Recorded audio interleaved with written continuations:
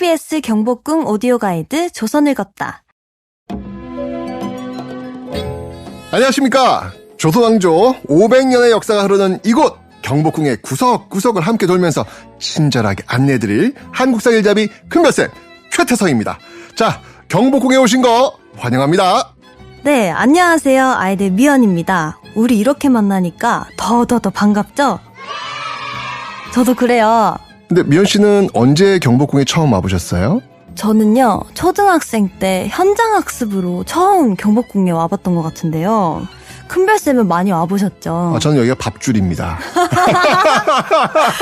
네. 경복궁이 있어서 제가 삽니다. 그래서 정말 자주 왔던 것 같아요. 그렇게 많이 와보셨으면은 경복궁이 내 집 같고 안방처럼 편안하고 그런 느낌이 들지 않으세요?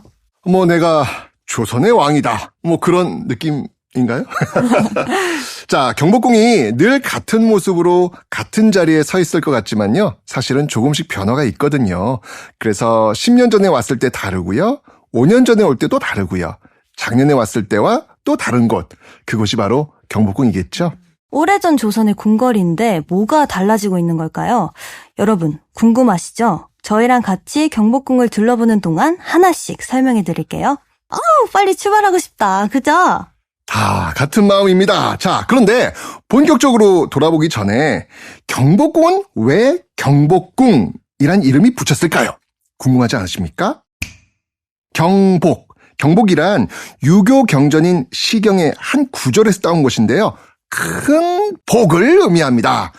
풍수지리가 좋은 한양 땅의 도읍을 정하고 그 중에서도 가장 좋은 터에 궁궐을 세웠으니 오래도록 큰 복을 누리라는 뜻에서 경복궁이라고 지었던 것이죠. 단순히 왕이 사는 집이 아니라 나라의 중요한 모든 일들이 이루어지던 곳이니까 오래오래 복을 누리길 바랬던 그 마음이 경복궁이라는 이름에 오롯이 담겼던 거네요. 아유, 그 중요한 걸 벌써 눈치챈 거예요? 허허. 경복궁 내에는요, 건물의 이름 하나, 공간과 공간을 잇는 문의 이름, 어떤 것도 허투루 지은 것이 없습니다. 그 속에 숨은 의미들을 알아보는 것, 이것도요, 너무 재미있고요, 너무 좋은 공부가 될 겁니다. 너무 궁금해요. 빨리 알아보고 싶어요. 그런데 어느 쪽으로 먼저 가야 하나? 왼쪽? 오른쪽? 12시 방향? 자, 어떤 순서로 둘러봐야 덜 지칠까? 혹시 그 생각을 하고 계시다면요, 우선 시선을 멀리 두고요, 한번 휘 둘러보시죠.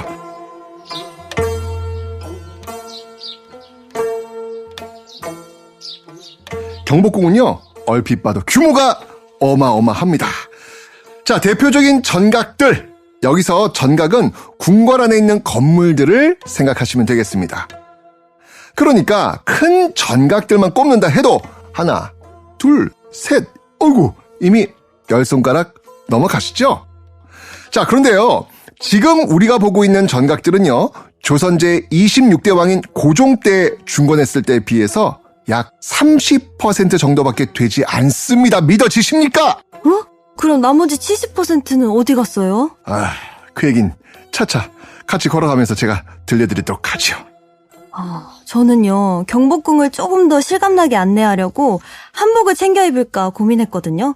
그런데 여기 와보니까 한복을 입은 분들이 정말 많아서 순간 조선시대로 온 듯한 기분이 들었어요. 이 느낌 그대로 조선의 이야기 속에 풍덩 빠져볼랍니다. 좋습니다. 자, 조선의 왕은 어디에서 일했을까요? 어디에서 자고, 어디에서 책을 읽고, 또 왕실 가족들은 어떻게 지냈을까요? 자, 재미있는 역사 공간 속으로 지금부터 함께 들어가 보도록 하겠습니다. 어디에서 시작해볼까 고민 많이 했어요. 고민의 끝은 두구두구두구두구. 그래도 여기죠. 서울에서 가장 붐비는 곳 중 한 군데. 바로 우리가 지금 서 있는 광화문입니다. 좋습니다. 경복궁으로 통하는 첫 관문, 광화문에서 출발해 보도록 하죠.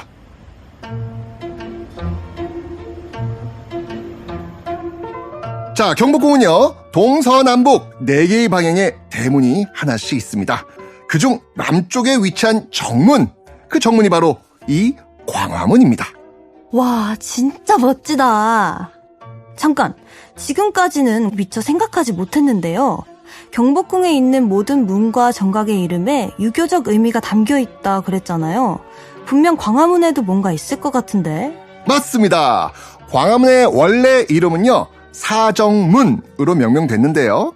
그러다가 세종 7년이던 1425년에 취편전 학자들이 모여서 광화문이라는 이름으로 뜻을 모으게 됩니다. 광피사표, 화금만방. 광피사표, 화금만방요? 네, 서경에 나오는 한 구절입니다.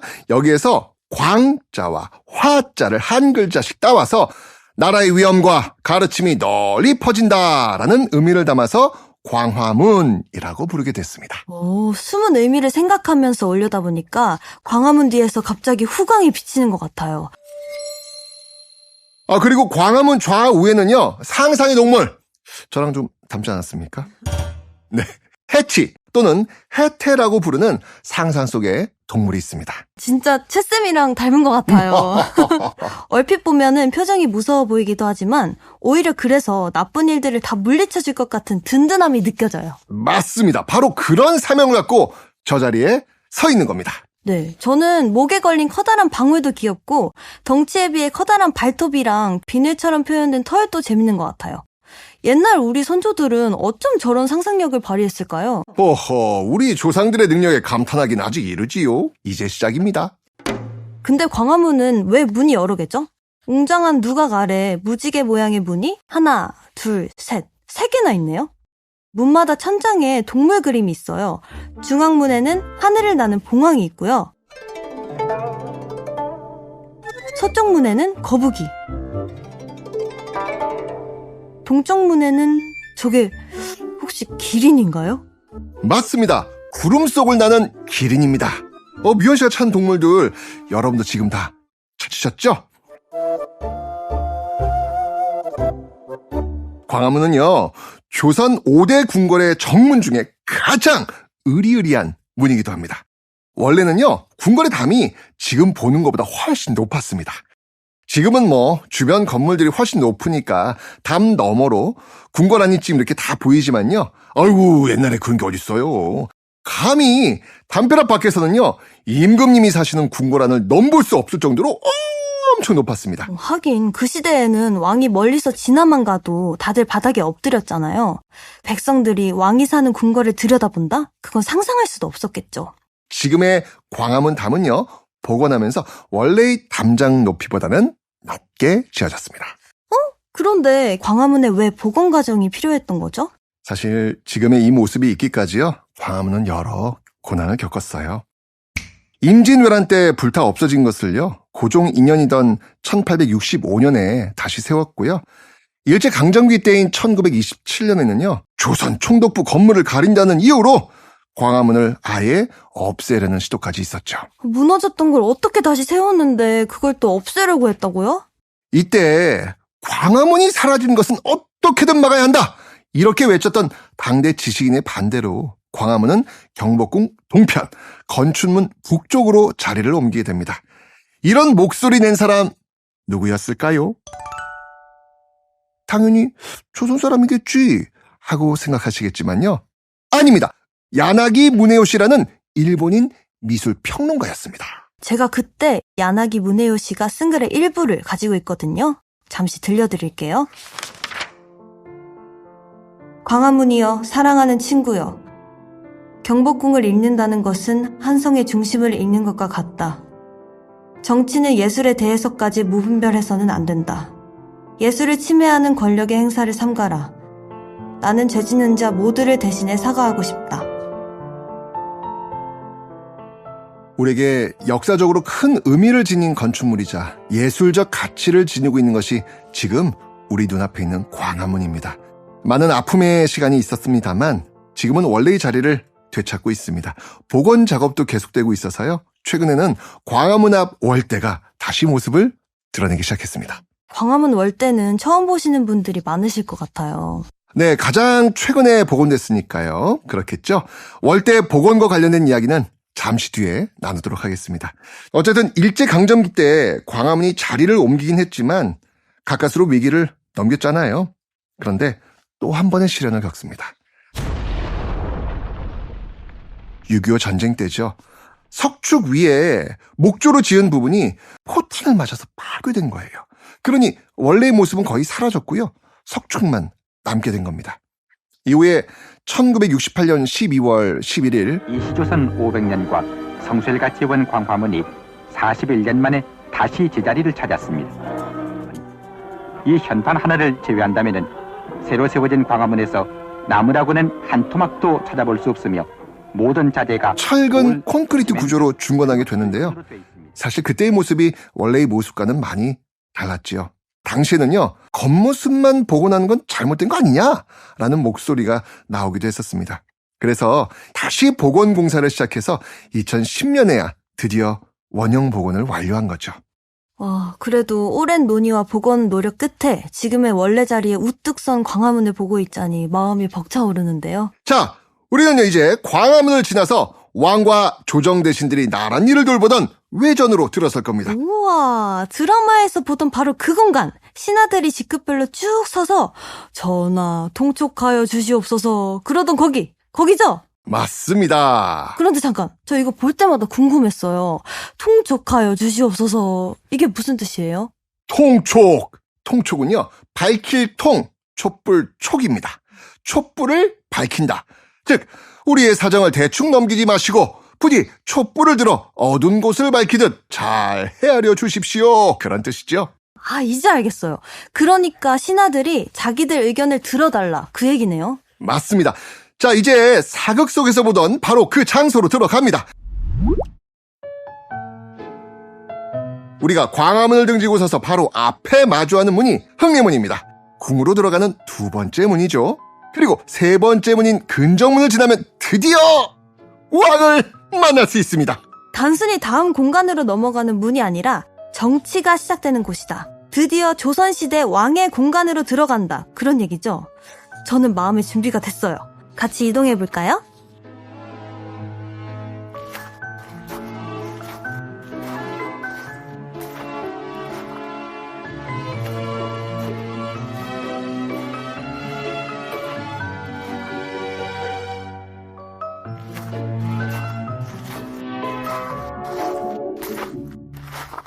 왕을 만나러 가는 관문이라 그런가요? 흥례문 자체도 그렇고 옆에 쭉 늘어선 부분도 화려하고 선명한 느낌인데요. 앞으로 궁 안을 둘러다 보면요, 건물의 둘레를 감싸고 지어진 공간을 많이 보시게 될 겁니다. 이것을 행각이라고 부르는데요. 만약 칸막이가 없는 통로로 쓰인다면 그것은 회랑이라고 불렀습니다.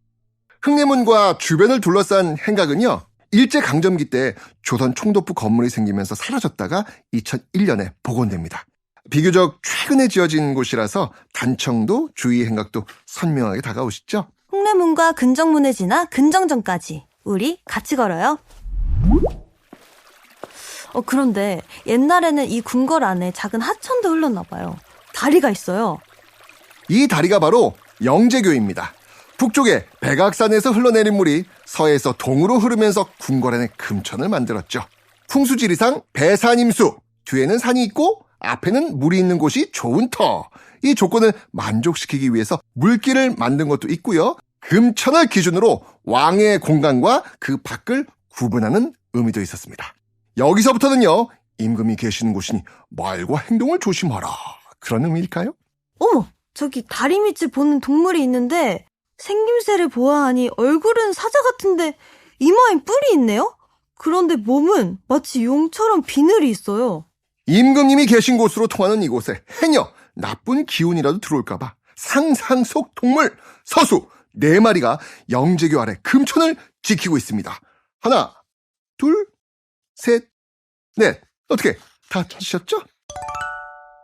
저도 행동 조심, 말 조심, 경건한 마음으로 영재교를 건너야겠어요. 우와, 우리 눈앞에 있는 이 큰 문이 근정문이네요. 그런데 들어가는 입구가 한가운데 3개, 또 양쪽에 하나씩 더해서 모두 5개나 있는데요?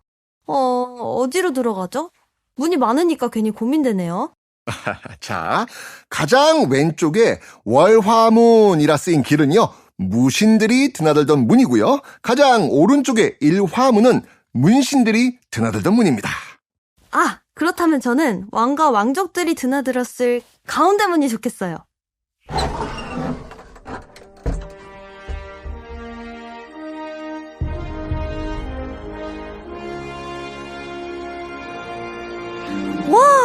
이제 정말 궁궐에 온 느낌이 나네요. 자, 이제 우리 앞에 보이는 거대한 2층 건물 한번 볼까요?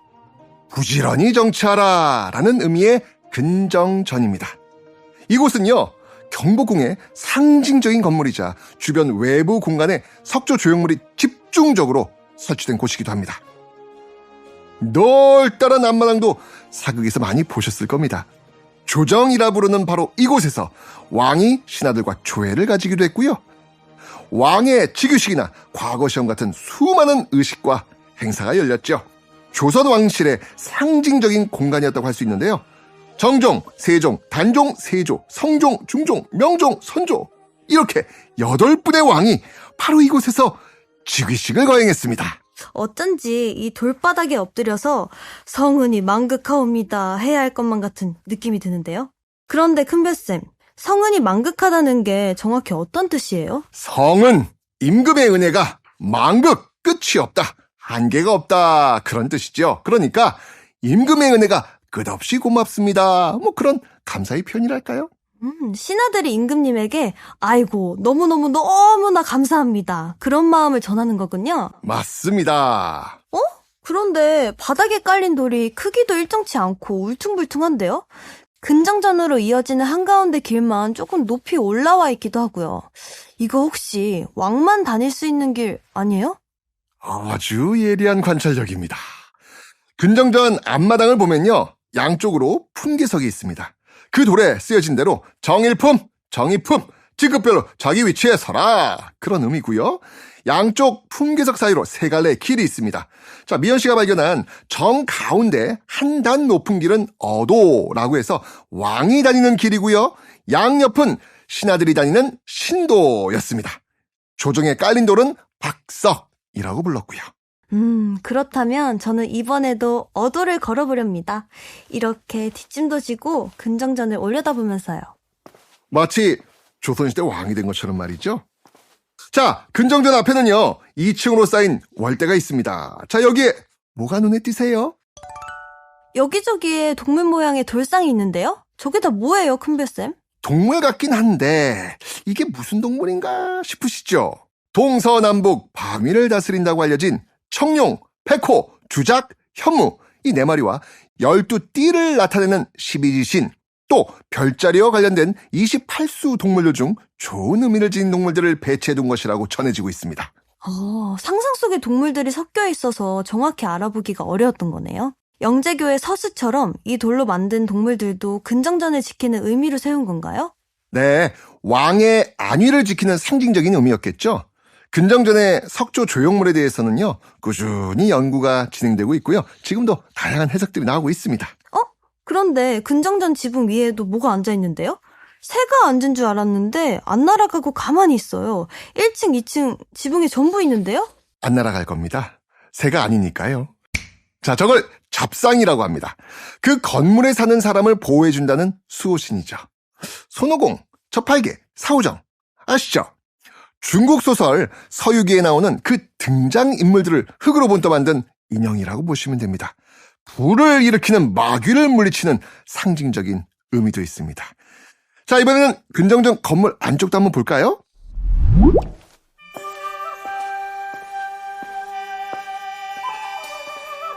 우와, 안쪽은 더 웅장한데요? 세상에, 천장이 이렇게나 높아요?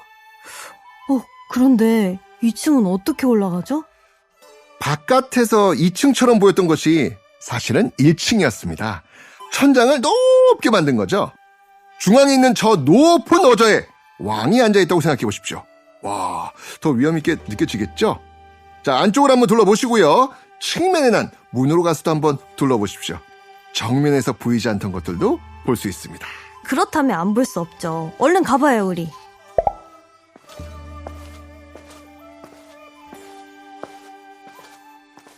자, 어떻습니까? 근정전 천장에 뭐가 보입니까? 와, 저 화려한 그림은 뭐죠? 황금빛 용 2마리가 날아오르는 것 같아요. 그 주변의 문양들과 어우러져서 마치 환상 속의 한 장면 같은데요. 천장에 있는 황룡의 발가락을 자세히 보면요. 몇 개야? 무려 7개입니다. 그래서 7조룡이라고 부르는데요. 조선의 왕, 그 왕의 강력한 왕권을 상징합니다. 어우, 뾰족해라. 그리고 어자 뒤에 있는 그림, 1월 오복명인데요. 해와 달, 5 봉우리와 푸른 소나무, 그리고 바다가 그려져 있죠. 각각의 사물이 의미하는 것에 대한 해석은 여러 가지가 있습니다만 조선의 왕이 앉는 곳에는 상징처럼 함께하는 것을 알 수 있습니다. 근정전을 한 바퀴 휘 둘러보면서 잡상도 올려다보고 사방에 배치되어 있는 사신도 보면서 조선의 왕들은 이곳에서 어떤 생각을 했을까 한번 상상해봐야겠어요. 그리고요, 박석이 울퉁불퉁하니까 발 아래도 좀 잘 살펴보면 좋겠죠? 정말 박석은 왜 이렇게 울퉁불퉁한 거죠? 궁궐은 매끄럽게 잘 다듬어진 걸 깔아야 하는 거 아니에요? 매끄럽게 다듬었다면 오랜 시간 행사를 할 때 햇빛이 반사돼서 눈이 부셨겠죠. 그 이유 하나, 그리고 또 하나는 비가 올 때 자연스럽게 배수가 되도록 이렇게 울퉁불퉁 경사를 둔 것입니다. 설명을 듣고 보니까 다듬지 않고 자연스럽게 깎인 박석이 오히려 더 멋스러운 것 같은데요. 그런데 큰별쌤, 근정전과 조정을 빙 둘러싸고 있는 게 행각이라 그러셨잖아요. 칸막이가 없으니까 이건 회랑 아니에요? 그걸 말씀드려야 되겠네요. 자, 집을 둘러싸고 있는 집체를 행각이라 하고 동서남북 사방으로 근정전을 에워싸고 있다고 해서 사방 행각이라고 하는데 지금은요, 기둥만 남아있고 칸막이 없는 통로니까 회랑이 아닐까 생각하실 수 있습니다. 원래는요, 기둥과 기둥 사이로 칸막이들이 있었어요. 그래서 물품을 보관하던 행각이 맞고요. 일제강점기 때 일제에 의해 훼손돼가지고 지금은 이렇게 회랑처럼 남아있는 겁니다. 저는 이 행각이 있어서 근정전이 더 멋져 보이는 것 같아요. 화려한 단청도 좋고 기둥 아래 주춧돌도 잘 지은 탄탄한 느낌을 준달까요? 아마 그래서 근정전에 사방 행각을 보물로 지정해 관리하고 있는 걸 겁니다. 어쩐지 계속 머물고 싶더라니. 저라면 여기 사방 행각에서 근정전을 배경으로 사진 찍을래요.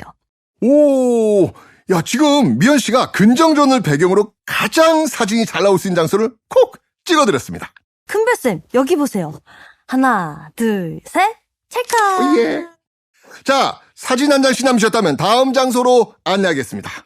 근정전 뒤로 돌아가면 사정문이 나와요. 우린 그 문을 통해서 왕이 일했던 공간, 조선시대 왕의 집무실, 사정전으로 가볼게요.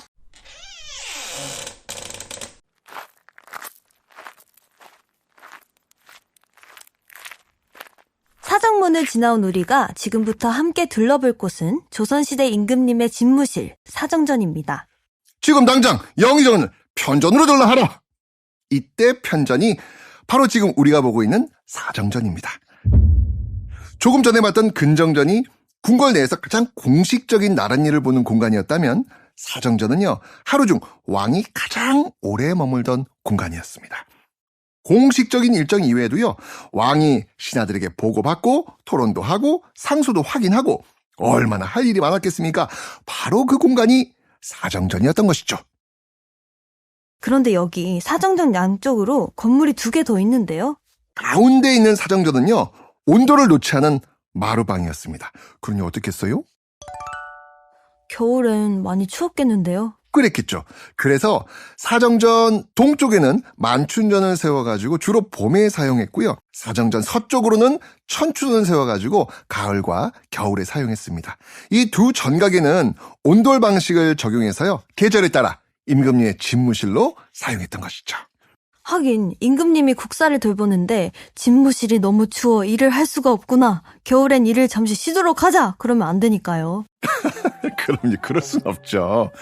자, 이 사정전은요, 태조 4년이던 1395년에 지어졌는데 1554년 명종 때 불탄 뒤 한 차례 재건됐고요. 이후 선조 25년이던 1592년 임진왜란 때 또 한 번 화를 입습니다. 지금 우리가 보고 있는 이 건물은요, 1867년 고종 4년에 준건된 것입니다. 조선 전기 왕들이 이곳에서 많은 경연을 벌이고 국사를 돌봤는데요. 세종대왕은 신하들이 편찬한 책을 걷어다 직접 교정을 보기도 했고요. 성종은 이곳에서 꾸준히 경연하면서 학문을 게을리하지 않았던 것으로 전해집니다. 마치 도서관에 온 것처럼 조용히 둘러봐야 할 것 같은 기분인데요. 그럼 사뿐히 계단을 올라가서 안쪽을 한번 들여다볼까요?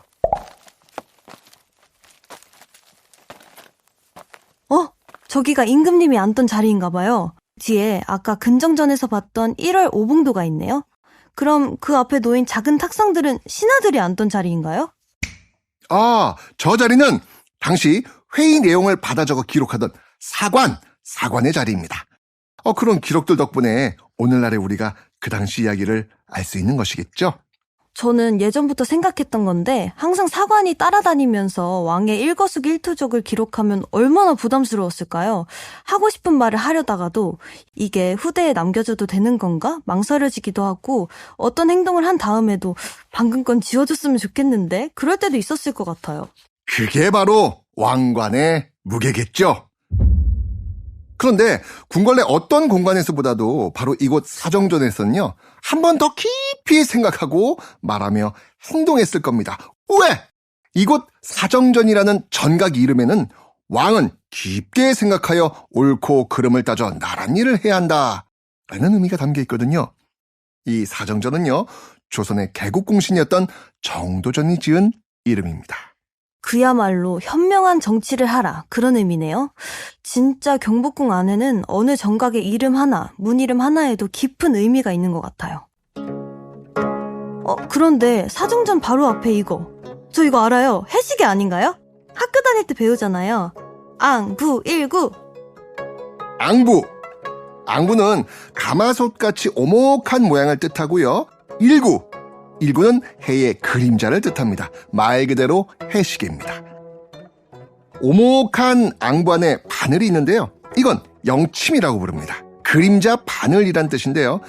바늘 끝 그림자가 가리키는 세로선을 읽으면 시간을 알 수 있고 가로선을 읽으면 24절기를 알 수 있습니다. 우리 선조들 진짜 대단한 것 같아요. 어떻게 그 옛날에 이런 발명품을 만들 수 있었을까요? 앙부일구가 개발된 건 세종대왕 때 일이죠. 지금 보고 있는 것은 그 이후에 만들어진 것인데요. 세종대왕은요, 앙부일구를 만들어서 백성들이 자주 다니는 대로변에 두었습니다. 백성들이 시간을 알 수 있도록 하기 위해서였죠. 특히 시각을 글자로 표시하지 않고 12지신 동물 그림으로 표현해서 글자를 모르는 백성들도 시간을 읽을 수 있도록 배려한 것입니다. 세종대왕의 백성사랑 애민정신을 엿볼 수 있는 대목이겠죠. 백성을 진심으로 생각하고 배려하는 마음, 그게 바로 현명한 정치인 것 같아요. 사정전 안에서 밤늦도록 머물면서 깊게 고민했을 왕들의 모습이 보이는 것도 같습니다. 그럼 우린 이제 어디로 가볼까요? 이번에는 세자의 공간을 만나볼까 합니다. 사정전의 동쪽 만춘전 옆에 행각을 보면 사연문이 있습니다. 그 문을 나가면 세자의 공간인 자선당이 나오거든요. 좀 더 효율적인 동선을 고려해서 자선당으로 먼저 안내하겠습니다. 여기가 세자의 공간, 자선당이군요.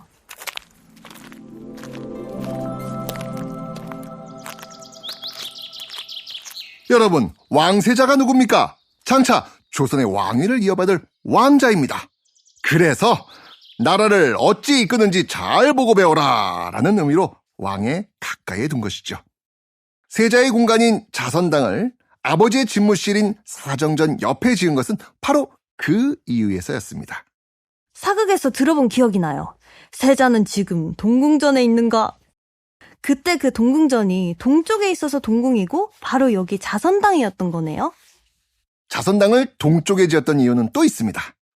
왕세자는 장차 왕위를 이을 사람이라는 의미로 떠오르는 해에 비유했거든요. 그래서 해가 뜨는 동쪽에 세자의 공간을 만들고 동궁이라고 불렀던 것도 있습니다. 세자랑 세자빈이 여기서 생활했다는 건데 장차 왕을 이을 세자가 궁궐 안에서 얼마나 중요한 존재였겠어요? 그러니 여기 자선당이라는 이름도 쉽게 짓진 않았을 것 같거든요. 분명 깊은 뜻이 있을 것 같아요. 자선은 착한 성품을 기른다라는 뜻을 지녔습니다. 아버지를 섬기고 백성들을 긍휼히 여기는 그런 좋은 성품을 지닌 후대왕을 기대하는 그런 마음이었겠죠. 자, 그럼 이번엔 바로 옆에 있는 비현각으로 한번 가보지요.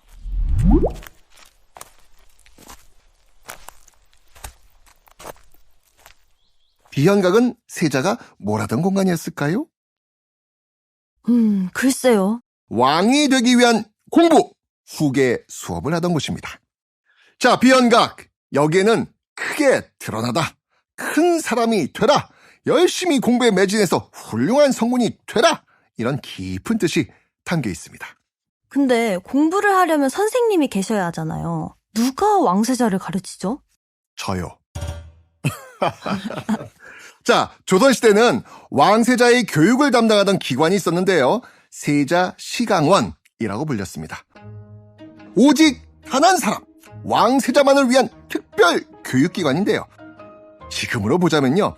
과목별로 그 시대 최고 일타 강사들, 최고 선생님들을 역사로 치다면 큰별쌤 최태성 같은 사람을 왕세자의 스승으로 불러서 1:1 과외를 했던 곳입니다. 교대로 숙지까지 하면서요. 왕세자에게 공부를 가르쳤죠. 아침에는 조강, 낮에는 주강, 저녁엔 석강, 그 외에도 보충학습 시간으로 소대와 야대가 있었습니다. 와, 세자를 가르친다는 게 영광스러운 일이면서도 한편으로는 큰 부담이었겠는데요? 그건 세자도 마찬가지였을 겁니다. 장차 왕이 될 세자라 해도 스승 앞에서는 한 사람의 학생이니까요. 세자는 아주 일찍부터 조기 교육을 받게 됩니다. 놀라지 마십시오.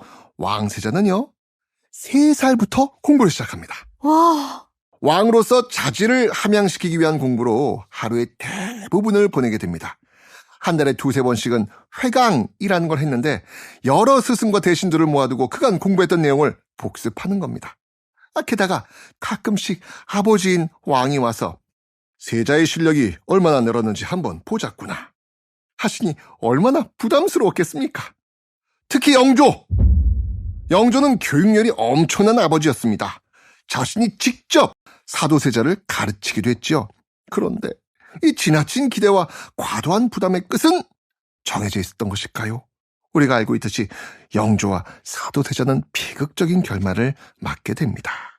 왕세자로 산다는 건 태어날 때부터 운명이 정해져 있는 거지만 어린 마음에 놀고도 싶고 간식도 먹고 싶고 낮잠도 자고 싶었을 텐데 이렇게 공부 왕세자의 표정을 떠올려 보면 그리 행복한 얼굴은 아니었을 것 같은데요. 애들은 뛰어놀아야 되는데.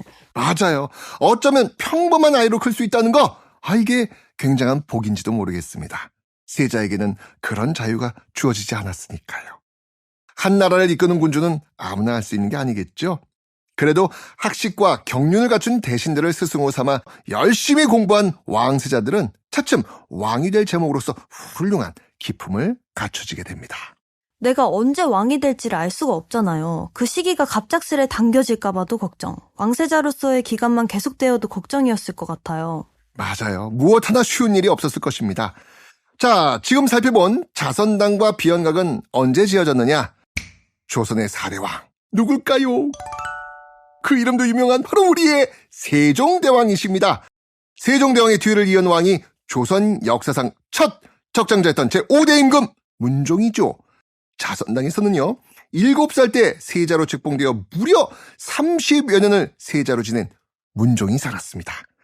즉위하기 전 7년 동안은 세종의 건강이 악화되면서 대리청정을 하기도 했죠.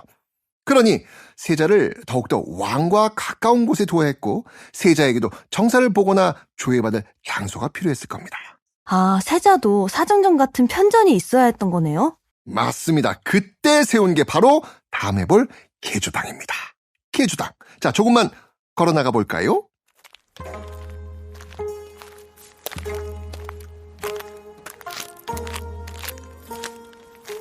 어머, 여기는 정말 최근에 복원됐나 봐요. 나무 냄새도 달라요. 맞습니다. 가장 최근에 복원된 곳이라 분위기 좀 다르죠? 일제강점기에 훼손된 뒤에 100여 년 만에 복원된 것입니다. 2020년에 시작된 복원공사가 2023년 9월에서야 마무리됐고요. 우리에게 공개가 됐습니다. 전통 방식에 따르면서 복원에 공을 들였는데요. 잠시 자세히 살펴보실까요?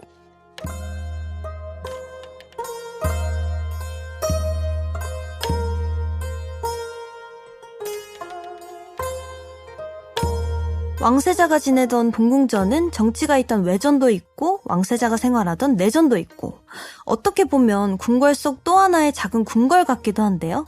그래서 동궁이라 불렸던 자선당과 비연각은 조선 왕조의 권위와 후계의 연속성을 상징하는 곳이기도 합니다. 세자의 공간을 봤으니 이제 어디로 가볼까요? 자, 이번에는요, 임금의 생활 공간으로 제가 안내하겠습니다. 자선당의 북서쪽 사정전과 교태전 사이에 있는 강령전으로 안내하겠습니다. 지금부터는 왕과 왕실 가족들의 생활 공간으로 들어가 볼게요. 공식적인 공간들과 어떤 차이가 있을까요? 그걸 비교해보는 재미도 놓치지 마세요.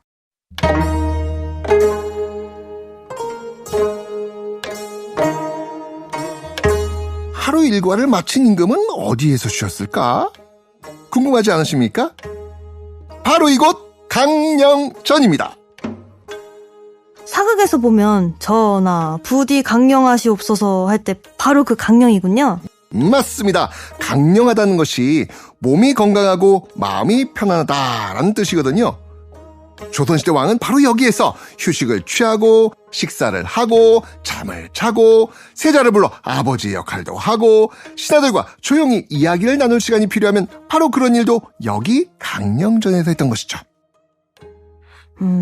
그런데 강령전에도 돌로 만든 작은 무대 같은 공간이 있네요. 아, 무대라고 하면 안 되는 거죠?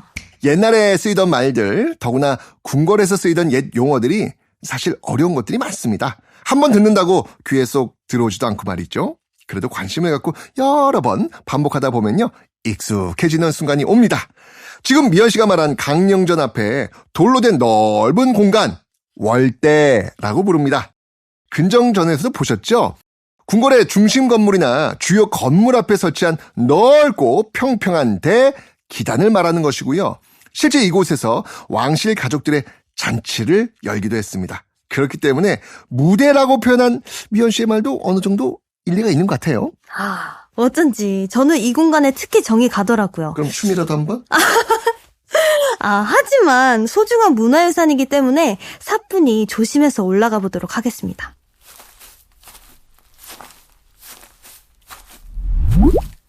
그런데 한가운데 마루 위 천장에요.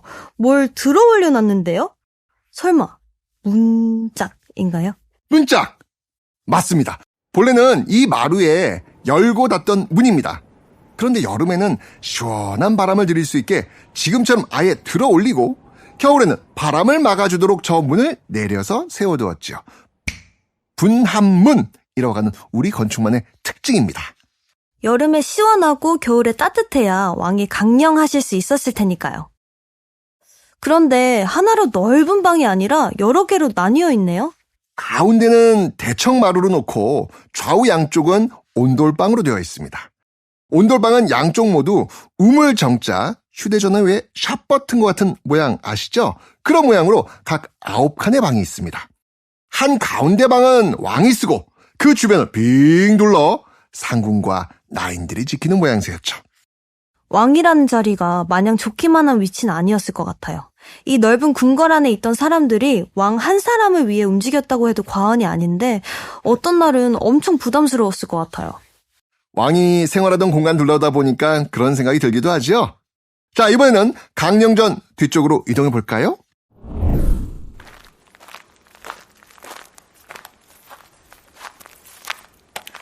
저기 왼쪽에 여기 둥근 돌이 있어요. 미연 씨가 발견한 이것! 여러분도 보이시죠? 왕의 우물! 왕의 우물인 어정입니다. 그리고 어정 뒤쪽으로 문이 나 있죠? 자, 우리 저 문 지나볼까요?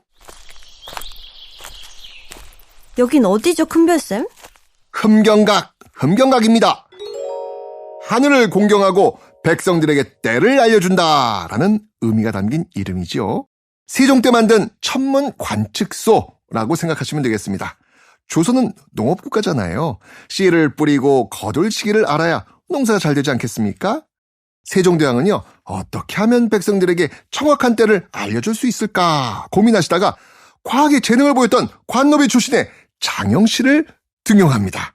그리고 흠경각을 짓게 하고 앙부일구, 옥루, 혼이, 혼상과 같은 각종 기상 관측기구들 설치해두고 때를 연구하도록 했던 것이죠. 우와, 바로 앞이 강령전이라는 건 세종대왕이 그만큼 이 일을 중요하게 생각하셨다는 거겠죠? 맞습니다. 그래서 세종대왕이 그 많은 업적들을 남길 수 있었던 거겠죠. 쌤, 흠경각 뒤에 정각이 하나 더 있는데요? 저긴 뭔가요? 흠경각 북쪽에 있는 정각은요, 함원전입니다. 함원전 역시 세종 때 지어진 곳인데요. 불교 의식을 행하던 곳이었습니다. 경복궁 내에서 유일하게 오직 불교를 위해 지어진 공간이라고 할 수 있겠습니다. 조선이 유교를 바탕으로 건국됐고 그래서 궁궐 곳곳에 유교적 의미가 새겨져 있잖아요. 그런 곳에 불교의식을 위한 공간이 있었다는 것이 좀 의아하긴 하네요. 그렇긴 하죠. 자, 이번에는요, 흠경각과 함원전 사이에 난 문을 통해서 왕비의 공간인 교태전으로 가보시죠.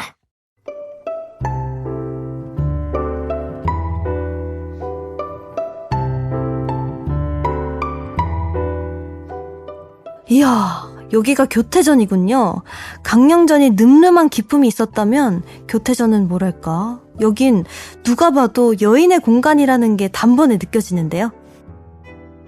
교태전은요, 궁궐에서 가장 깊숙하고 중심이 되는 곳에 있다고 해서 가운데 중자를 써서 중궁전이라고도 했습니다. 교태전은요, 왕과 왕비가 후손을 많이 낳기를 바라는 그런 의미가 담긴 이름입니다. 자, 동쪽으로 난 문을 나가 북쪽으로 10걸음 정도만 옮기면 교태전 후원으로 연결되는 문이 있습니다. 같이 이동해 볼까요?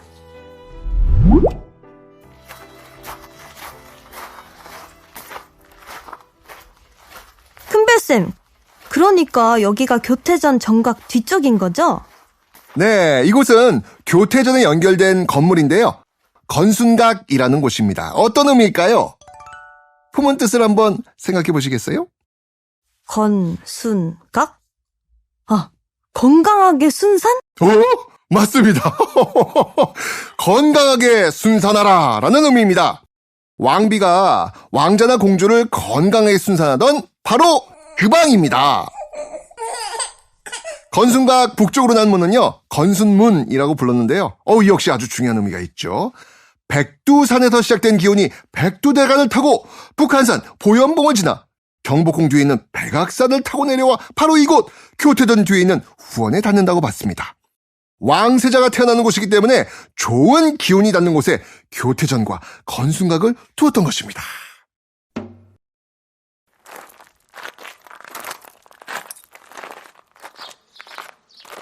와, 여기가 바로 그 후원이네요.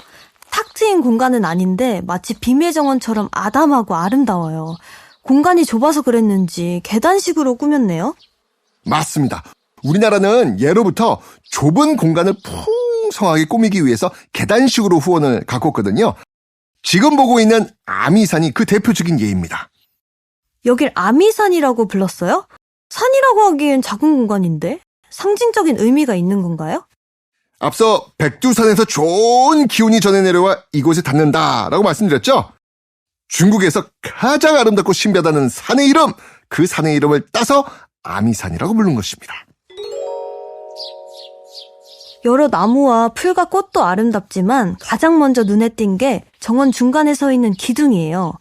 육각형의 기둥인데 각 면마다 문양도 새겨져 있고 기둥의 색도 주변의 자연과 굉장히 잘 어울려요. 저 기둥 덕분에 더 화사한 느낌이랄까요? 저 기둥은 대체 뭘까요? 뭘까요? 굴뚝입니다. 교태전의 굴뚝이 후원까지 연결되어 있는 거죠. 잘 보시면요, 교태전의 담장에 있는 문양과 같은 문양이 새겨져 있습니다. 저 굴뚝이 얼마나 아름다웠으면 보물로 지정이 났겠습니까?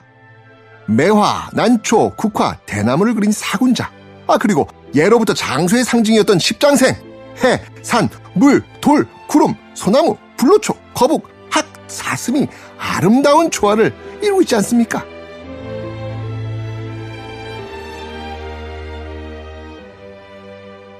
그런데 계단식 화단 중간중간에 돌로 만든 조각상 같은 것들이 있어요. 저건 뭐죠, 큰별쌤?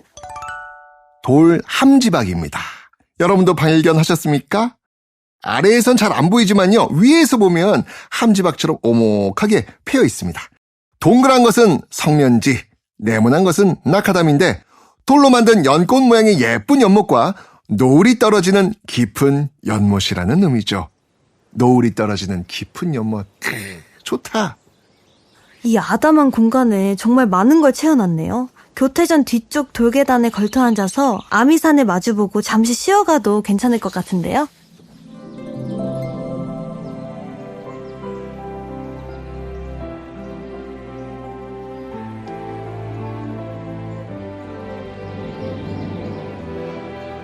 사실 우리가 지금 본 강년전과 교태전은요, 1995년에 복원된 겁니다. 1917년, 이때가 일제강점기 때잖아요. 창덕궁에 화재가 발생했는데요. 일제가 1920년에 이걸 복원한다고 경복궁에 강령전과 교태전을 그대로 뜯어 옮겨갑니다. 그러니 지금 창덕궁의 희정당이 원래 경복궁에 있던 강령전이고요. 창덕궁의 대조전이 원래 경복궁의 교태전이었던 겁니다. 창덕궁에 갈 기회가 있다면 대조전을 찾아보는 것도 좋겠는데요. 자, 점점 재밌어지는 경복궁 투어. 다음은 또 어떤 공간일까요?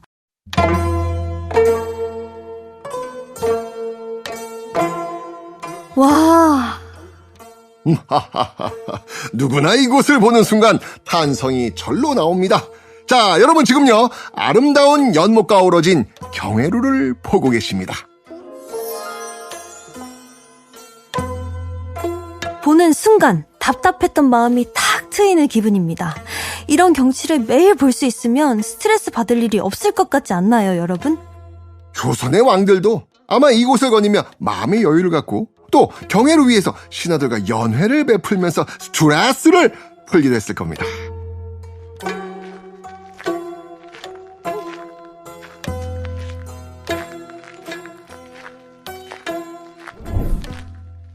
근정전의 서북쪽에 위치한 이곳 경회루는 연회장이나 사신의 접대 장소로 이용됐을 뿐 아니라 가뭄이 들면 기우제를 지내기도 하면서 국가적 행사에 사용하던 누각입니다. 연못 주변으로 잠시 쉬었다 갈 수 있는 벤치도 몇 개 놓여 있네요. 저는 여기에 앉아서 잠시 경회루를 감상해 볼래요.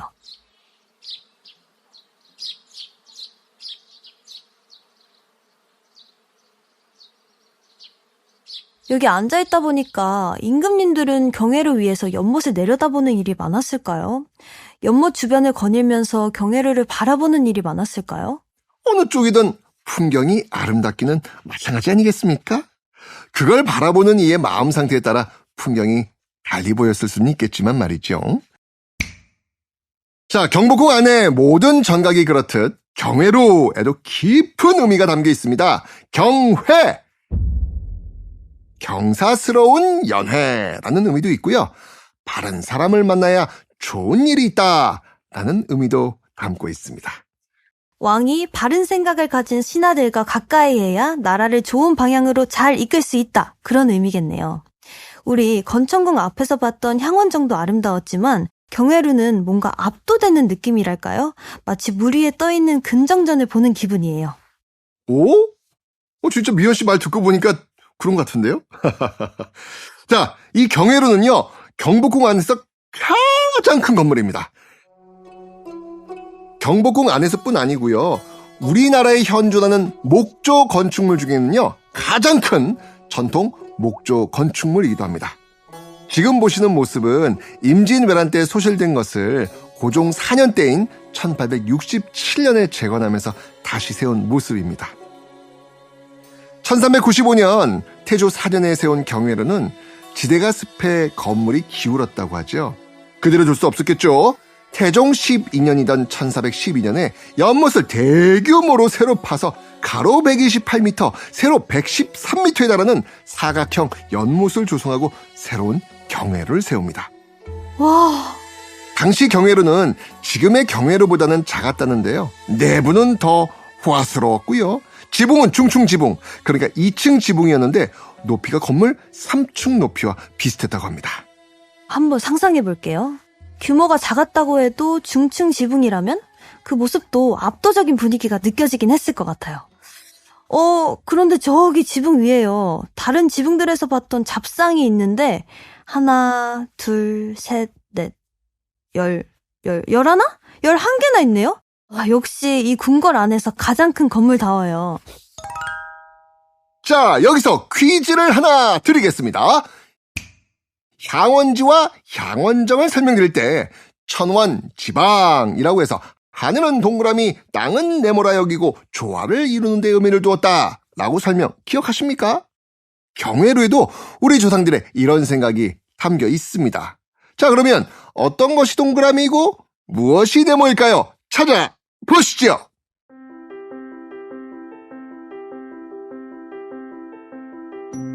연못이 네모나고 경회루가 둥그라. 에? 아니네요? 경회루도 네모난 모양인데? 아, 그러면은 경회루는 네모나고 저 안에 2층에 올라가 보면 어자가 둥근 모양이었던 거 아닐까요? 오답! 아닙니다. 어? 그럼 둥근 모양이 어디 있을까요? 다들 찾으셨어요? 예리하게 관찰하신 분들은 아마 벌써 찾아내셨을 것 같은데요. 경회루를 떠받치고 있는 돌기둥을 한번 자세히 보시죠.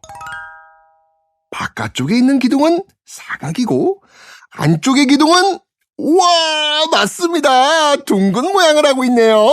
아, 하늘과 땅이 조화롭게 경회루를 떠받들고 있다. 그런 의미인가 봐요. 그런데 기둥을 자세히 보니까 아래로 내려갈수록 점점 두꺼워지네요. 경회루가 크잖아요. 그러니까 돌기둥이 아래로 갈수록 두껍게 해서 안정감을 주기 위해서였겠죠. 저 돌기둥도 지금은 무늬가 없지만요. 조선 초기에는요. 기둥 전체에 용무늬로 장식돼 있었대요. 모서리 하나 정도면 모를까. 전체적으로 용무늬가 있었다고 생각해보면 좀 더 으리으리 웅장한 느낌이었을까요? 그런데 무늬가 없는 지금의 모습으로도 충분히 멋진 것 같아요. 그렇지 않나요, 여러분? 이 멋진 경회루를 어느 왕이 가장 많이 찾았을까? 갑자기 궁금한데요? 글쎄요, 정확한 것은 알 수 없지만 자주 찾았던 대표적인 왕은 세종대왕이었습니다. 공식적인 연회를 여는 때도 있었고요. 기우제를 올리거나 이곳에서 무과를 치르기도 했습니다. 세조는요, 이곳에서 활쏘기를 하기도 했다. 이렇게 전해지기도 합니다. 그런데 경회루에 항상 경사스러운 순간만 있었던 건 아니죠? 아, 맞습니다. 어린 단종이 숙부인 수양대군에게 옥쇠를 넘겨준 곳이 이곳. 그 모습을 지켜볼 수밖에 없었던 박평년이 몸을 던져 목숨을 끊으려 했던 것도 이곳 경회루였습니다. 연산군도요, 경회루를 각별히 자주 이용했는데요. 흥청이라는 기생들을 모아두고 이곳에서 매일같이 술을 마시면서 나란 일은 돌보지 않았다라고 해서 흥청망청이라는 말이 생겨난 곳이기도 하지요. 흥청망청이라는 말이 생길 정도면 경회루에서 얼마나 여러 날을 흥청망청 보냈을까 짐작해볼 수 있네요.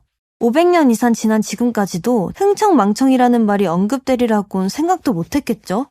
아마도 그랬겠죠. 오랜 역사의 흐름 속에서도 경회루는 여전히 위엄있고 아름다운 자태를 뽐내고 있다는 것만은 변함없는 사실입니다. 그런데 그거 아세요? 이 아름다운 경회루 2층에도 올라가 볼 수 있답니다. 매년 4월부터 10월까지 개방하는데 한여름인 7월에만 쉬어가요. 경복궁 누리집에서 미리 예약하고 오시면 관람이 가능합니다. 자세한 사항은 경복궁 누리집에서 확인해보고 오시면 좋겠죠?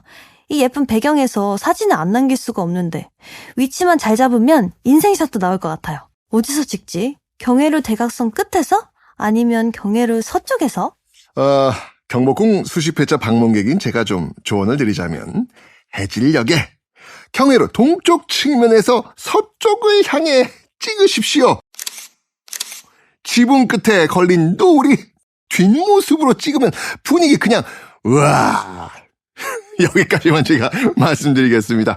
자, 우리 아직 봐야 할 곳이 한 군데 더 남아있거든요. 조선 이야기하는데 이곳 빼놓을 수 없습니다. 경회루를 등지고 광화문 쪽을 바라보면 바로 보이실 겁니다.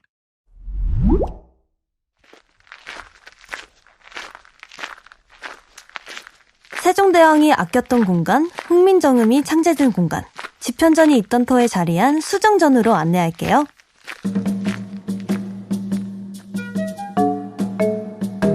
여러분, 궁금하지 않으셨어요? 경복궁 안에 정각들을 거의 다 누볐는데 왜 집현전 이야기가 없지? 네, 바로 여기입니다. 지금 우리가 서 있는 바로 이곳 수정전이 세종대왕 때 집현전이 있던 터, 맞죠, 큰별쌤? 네, 지금 보고 계시는 수정전은요, 세종 때 지은 집현전이 있던 곳입니다. 훈민정음이 창조된 역사적 배경이죠. 다른 전각들이 그렇듯이 이 집현전도 임진왜란 때 소실되었고요. 1867년 고종 때 다시 세워집니다.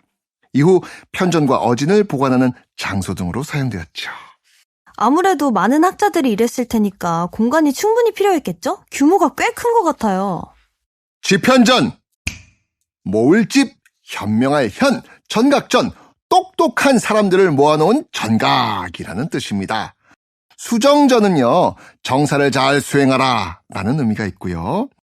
많은 인재들과 큰 일을 도모하고 싶었던 세종이었으니까 공간도 크게 마련했겠죠. 넓다란 5단 월대 위에 40칸에 달하는 규모입니다. 당시로는 정말 규모가 큰 편에 속하는 그런 건물이었습니다. 자, 이 집현전 학자들은요, 이곳에서 왕의 명령에 따라 학문에 힘쓰면서 나란 일을 의논했고요. 왕과 왕세자가 바른 정치를 펼 수 있도록 경연과 서연을 준비했죠. 경연과 서연이요? 경연은 임금과 신하들이 학문을 해설하고 토론하면서 국정을 협의하던 그런 자리를 말하고요. 서연은 신하들이 왕세자에게 유학의 근본이 되는 문헌을 해설하고 토론하던 자리를 말합니다. 왕과 왕세자가 올바른 정치를 펼 수 있도록 학문적인 조언을 했던 자리가 경연과 서연이었군요. 뿐만 아니고요. 집현전 학자들은요, 외교 문서를 작성하기도 했고요. 실록 편찬에 참여하기도 했고요. 인재를 등용하는 과거 시험의 시험관으로 나서기도 했습니다. 그런 중요한 일을 하는 사람들이니 당연히 왕이 일하던 곳과 가까운 곳에 있었겠네요? 네. 집현전의 위치는요, 왕이 정사를 보던 근정전과 사정전에서 아주 가까운 서쪽에 자리하고 있습니다. 그래야 이곳에서 일하던 학자들과 자주 만나 이런저런 의논을 할 수 있었기 때문이죠. 특히 세종대왕, 톡서왕이잖아요. 스스로도 학문이 아주 뛰어난 왕이었지만 신하들의 의견에도 항상 귀를 열어두었습니다. 여러분, 세종실록에 가장 많이 나오는 대사 뭔지 아십니까? 오늘도 밤샘 연구를 하도록 하여라. 내 특식을 내려주마. 그런 거 아니었을까요? 특식? 배고파요? 조금요? 네. 학자들을 다독이면서 그 말도 많이 했을 것 같긴 한데 이거였습니다. 경의 의견은 어떠한가? 거의 습관처럼 반복했다고 그래요. 묻고 또 묻고 듣고 또 듣는 경청의 대가 세종대왕이었던 겁니다. 와, 요즘 말로 하면 뛰어난 소통왕이네요? 그렇죠. 세종대왕이 이토록 신하들을 아끼고 격려하고 소통했던 거는요, 다 백성들을 사랑하는 마음에서였죠. 백성들이 더 나은 삶을 살기 위해서는 학자들이 열심히 해줘야 한다는 걸 누구보다 잘 알고 있었거든요. 문자에 주권을 갖게 해준 훈민정음, 시간에 주권을 갖게 해준 칠정산과 앙부이고, 자경루, 치국이, 수표교 등등등. 와, 다 말하기도 입 아픈 이 많은 결과물들이 오직 백성들의 더 나은 삶을 원했던 세종의 명으로 만들어진 발명품들이었습니다. 그 많은 발명품들이 탄생한 역사적 장소 앞에 서 있자니 가슴이 뭉클한데요. 이렇게 큰 역할을 한 곳이니까 임진왜란 때 소실되기 전까지는 계속 중요한 역할을 했겠죠? 그렇지 않아요. 이 집현전은요, 세조 때 이르러 폐지됩니다. 수양대군이었던 세조가 이 왕위를 빼앗기 위해 계유정난을 일으키잖아요. 이때 이 집현전의 여러 학자들이 반대하면서 단종 포기운동을 벌이거든요. 끝까지 세조의 신하가 되기를 거부했던 6명의 신하, 사육신이었습니다. 이러니까 세조가 이 집현전을 없애고요, 신하들과 학문을 논하던 경연도 폐지해버립니다. 소통에서 불통으로 넘어가는 순간이었죠. 이후 집현전의 역할은요, 홍문관이 대신하다가 정조 때 규장각으로 이어지게 됩니다. 중건 이후의 수정전은요, 1894년 가보개혁 때 군국기무처를 이곳에 두어 신분제 폐지를 선언했던 곳이기도 하죠.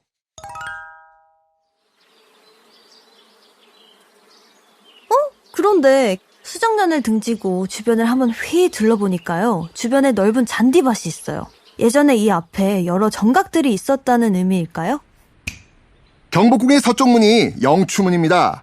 수정전과 이 영추문 사이 넓은 잔디밭, 이곳이 바로 조선시대 권례각사가 있던 곳입니다. 권례각사란 임금을 보필하기 위해서 궁궐 안에 세운 다양한 관서를 부르는 말이죠. 앞으로 복원해 나가야 할 곳들이라는 건데 어떤 곳들이 속해 있었을까요? 우선 왕명을 출납하던 승정원, 궁중에 유교 서적을 관리하고 왕의 자문 역할을 하던 홍문관, 역대 왕들의 글과 책을 정리하고 개혁 정치의 방향을 설정하던 규장각, 천문, 지리, 역수, 점산 등을 담당하던 관상감.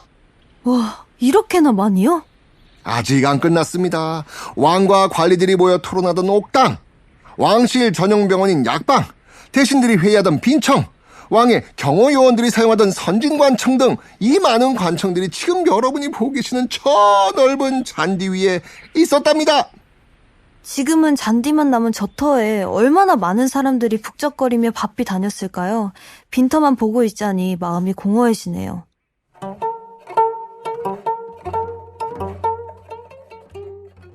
자, 이제 경복궁 안은 모두 구석구석 잘 살펴본 것 같네요. 여러분 어떠셨습니까?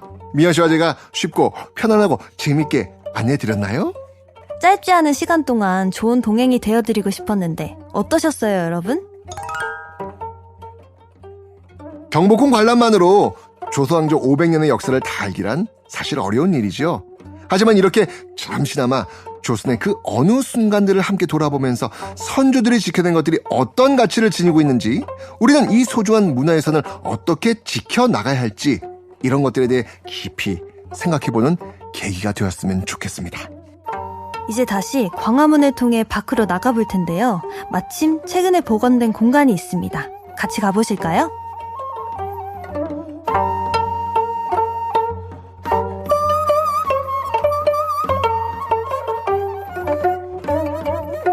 와, 광화문 앞이 언제 이렇게 달라졌죠? 여러분 지금 복원공사를 마친 광화문 월대를 보고 계십니다. 사실 이 공간이 경복궁을 처음 짓던 당시부터 있었던 건 아닌데요. 고종 때에 이르러서 흥선대원군이 경복궁을 중건한 당시 왕실의 권위를 세우기 위해 만들었던 공간입니다. 그러다가 일제강점기 들어오면서 노면 전차 선로 설치를 위해 철거됐던 것이죠. 광화문 앞은 원래 도로였잖아요. 맞아요. 도로 건너 광화문 광장 쪽에 광화문 월대터를 알리는 표지석만 남아있었죠. 그러다 지난 2019년부터 월대 복원공사가 시작됐고요. 그 결과 우리는 일제강점기 때 빼앗겼던 광화문 월대를 되찾았습니다. 월대에 올라 한동안 걸어가야 닿을 수 있는 광화문이라. 경복궁으로 들어가기 한참 전부터 마음을 경건히 해야 할 것 같고 몸가짐도 바로 해야 할 것 같은데요. 해체되기 전에 광화문 월대는요, 높이가 약 70cm, 기단은 장대석을 2단으로 쌓아 올려서 가장자리에는 3단의 계단석을 두었던 것으로 확인됐는데요. 화려한 난간의 모양은요, 경복궁으로 이어지는 길을 한결 품위 있게 보이겠습니다. 원래의 위치에 원래의 모습대로 복원된 걸 보니 마음이 웅장해지고 이제야 제자리를 찾은 모습에 안도하게 되네요. 그런데 사실 문화유산을 복원하는 데에는 굉장히 오랜 시간과 노력 그리고 비용이 듭니다. 그러니 한편에서는 예전에 있었던 것이라 해서 지금 반드시 복원해야 하는가에 대한 목소리도 나오곤 하잖아요. 그럼요. 하지만 여러분, 훼손된 우리 문화유산을 복원하는 것은 단순히 옛것을 돌려놓는 것 그 이상의 의미가 있다는 걸 말씀드리고 싶습니다. 지금껏 우리가 둘러본 경복궁은 고종 때 지은 경복궁의 30%밖에 되지 않는다라고 알려드렸죠. 그 많던 경복궁의 전각들, 우리 민족의 역사가 고스란히 담긴 조선의 흔적들이 우리를 침략한 일본의 손에 사라지게 됩니다. 경복궁의 전각을 경매에 붙였고요. 팔린 건물들은 일본 사찰이 되고 민간의 별장에 옮겨지기도 했지요. 참으로 원통하고 애통한 일입니다. 광복을 맞이한 지 80여 년이 다 되어가지만 우리는 여전히 잃어버린 역사의 조각들을 조심스레 제자리로 끼워놓고 있는 중입니다. 문화유산 복원공사는 왜 이렇게 오래 걸리지? 생각하시는 분들도 계실 겁니다. 그런데 이 일이요. 돌을 하나 깎을 때도 수십 차례 확인하고 수십만 번 다듬어서 맞춰놓고요. 나무 하나 다듬을 때도 옛날 방식 그대로, 옛날 도구 그대로 사용해야 해서 그렇게 손길이 많이 가고 오래 걸린답니다. 그래야만 문화유산 복원의 진정한 의미를 되새길 수 있기 때문이겠죠. 오늘 함께 경복궁 거닐면서 여러분은 어떤 것을 눈에 남고 마음에 담으셨습니까? 회랑에 나무 기둥 하나, 지붕에 잡상 하나에도 깃들어 있는 조선의 역사와 문화를 가슴 깊이 담아 오래도록 기억하셨으면 좋겠습니다. 21세기 대한민국엔 더 이상 왕이 존재하지 않지만요. 우리의 뿌리가 되는 역사의 공간이라는 사실, 그것만으로도 부지런히 복원하고 오래도록 지켜내야 할 이유는 충분할 것 같은데요. 오늘 여러분과 함께 조선을 걸을 수 있어서 기뻤습니다.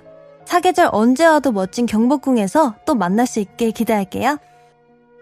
경복궁은 매일 새롭게 채워져 나갈 겁니다. 조금씩 예전의 모습 되찾아가고 있는 경복궁에 끊임없는 관심 필요하겠죠? KBS 경복궁 오디오 가이드 조선을 걷다! 지금까지 친절한 가이드 큰별쌤 최태성이었고요. 제가 있어서 더 즐거우셨죠? 저도 같이 걸어서 행복했어요. 존재가 프린세스 아이들 미연이었습니다. 안녕!